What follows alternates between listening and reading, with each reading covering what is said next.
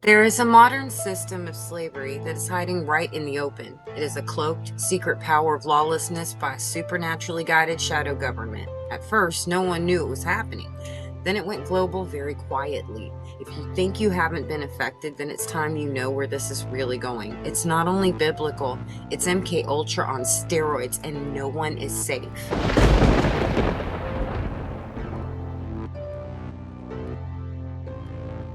Slavery today is highly organized with invisible chains, and whether you know it or not, rich or poor, you are a victim and a slave to something dismissed as a conspiracy theory.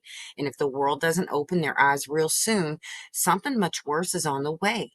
What was once coined as brainwashing by the Korean War in 1953 became what we now know as a program of Project Monarch called MK Ultra.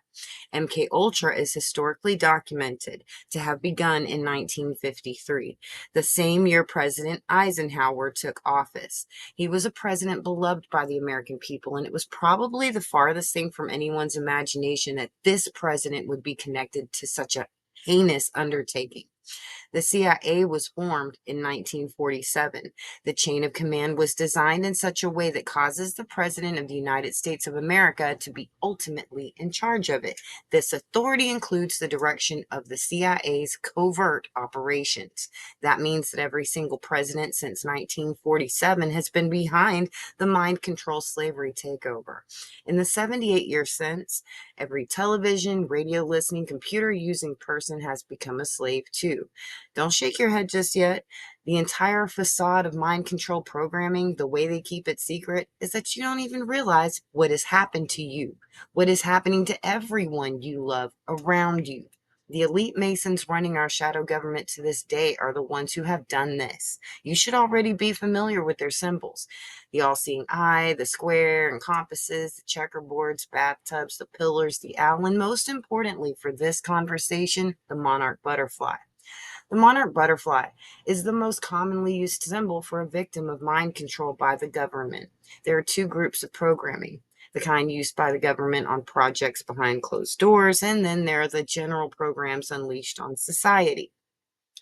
The original experiments were conducted on young and old individuals from orphanages, psychiatric hospitals, the military, prostitutes, the supernaturally gifted, and royal descendants.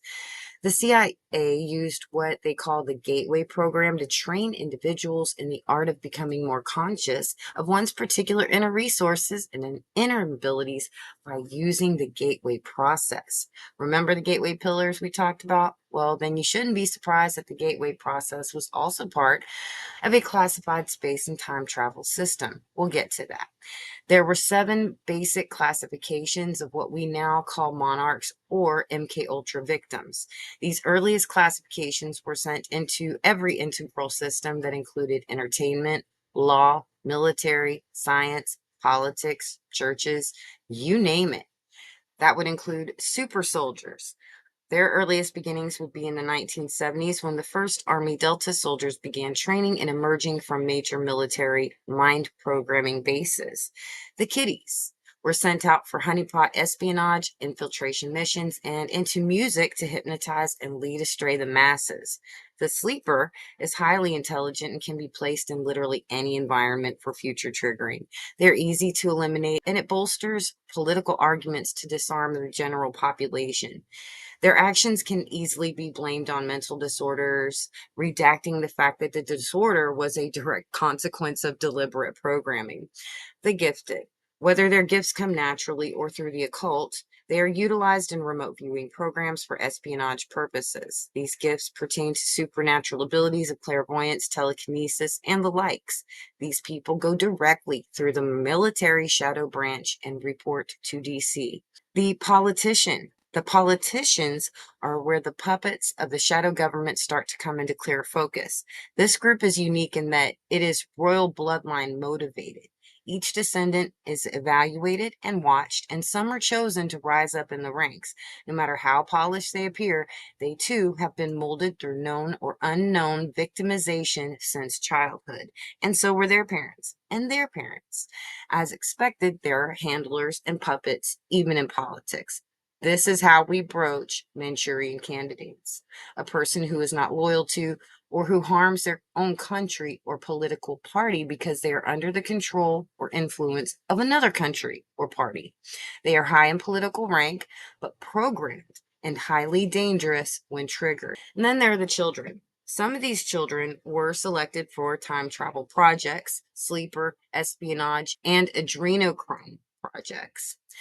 Parents of monarch children participated as a duty to their country, generational ties, or to advance future goals. What was done cannot be undone, but we can end the silence. We can stop turning our heads away. We can look at you in the eye and finally say, on behalf of the American people, what the United States government did was shameful, and I am sorry. After the assassination of JFK for trying to out these bloodsuckers in the 1960s, time travel testimony began to form through the experiences of those voluntarily and involuntarily in monarch programs.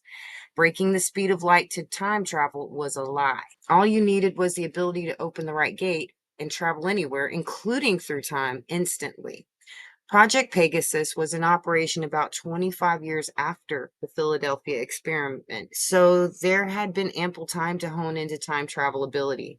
It was their goal all along. Yeah, the ancient gateway pillars of Solomon used by the Masons was a foreshadowing for that very day. At the very same time, our government threw America and Russia and the world into a tizzy over the race to space. They even used demonic names on their machinery in front of everyone. Apollo 11, for example, was sent on a mission to the moon in July 1969. By the 1970s, subliminal messaging and television programming was being utilized to enslave everyone else in the world.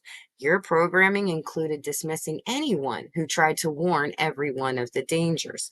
The words conspiracy theory is an active trigger word for the general population today to cause the masses to toss the truth of the matter aside and provide a false sense of security of being safe from it.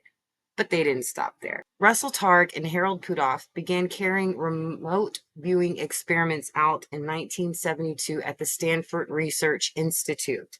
This research was implemented through many military bases across the world by the United States government. Again, children were not excluded in the involvement of the endeavor of psychic government espionage.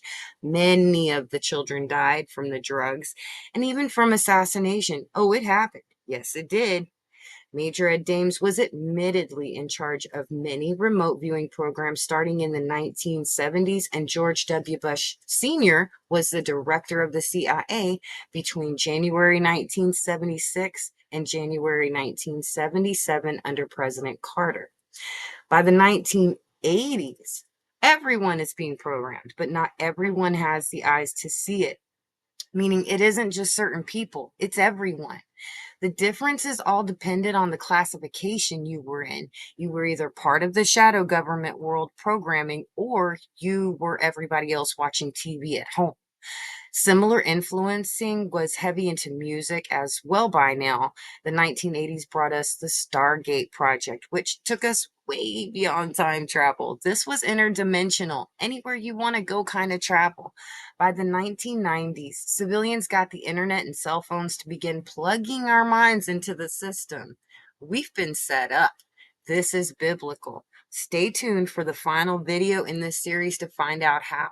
God bless you all, and I'll talk to you soon, God willing. We discovered soon after I entered office that with the specter of an atomic war looming like Armageddon, far nearer than it does today, the United States government actually did carry out on our citizens experiments involving radiation.